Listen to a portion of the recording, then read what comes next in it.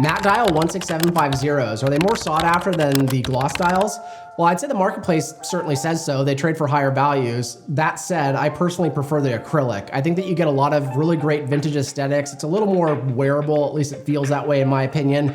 And you can get them for not too much more than a 16710. So if you're looking for a GMT, I certainly wouldn't overlook them. Reference 19018 date. Is it worth it? So that's gonna be an oyster quartz reference. And I'd say the one thing that you should consider is what is the long-term serviceability of that watch? And are there any issues that could be associated with, let's say, the corrosion of a battery? Well, I can certainly appreciate their quirky design. If I was gonna go with a date, I'd probably go with an automatic one myself.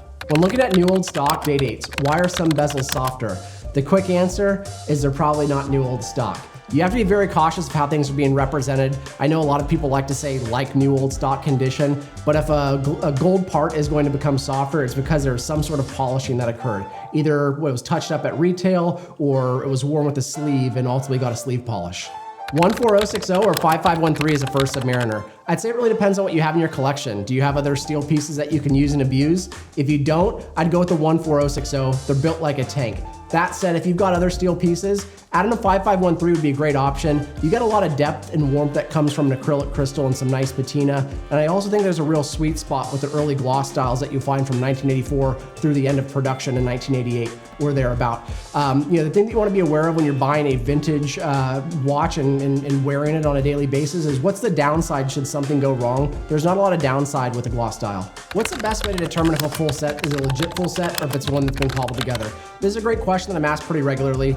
And the thing that you have to be aware of is when Rolex would ship watches to authorized dealers, all the boxes, booklets, etc., those things were separate and would be assembled as a set at the time of purchase. If you want to look for something that's a quick sniff test, go ahead and open up the back of the booklets. There's usually going to be a print date with a month and year. The thing to be aware of is if these things were on hand, if you buy a watch from 1992 and it has 1998 booklets, they're probably added, but that's also why I tell people don't assign a value to them outside of whatever the respective cost would be on eBay, because you can always add those things and make them period correct.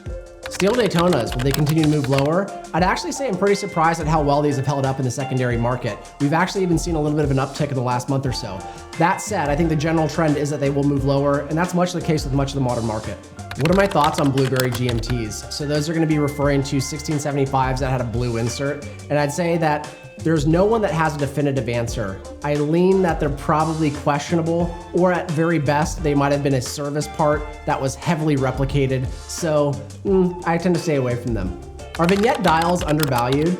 They're certainly really cool, and I think you can make a very compelling case that they are. I think a lot of people stay away from them, and thus the prices haven't really shot up because they're a little more loud. That said, if you're going with, let's say, a date, don't be afraid of diamonds in a vignette dial. Live a little. I'm trying to decide between a 16700 GMT and a 16710 GMT. What are my thoughts? For me personally, I much prefer the ability to independently set the date versus a second time zone. I've almost never used that feature.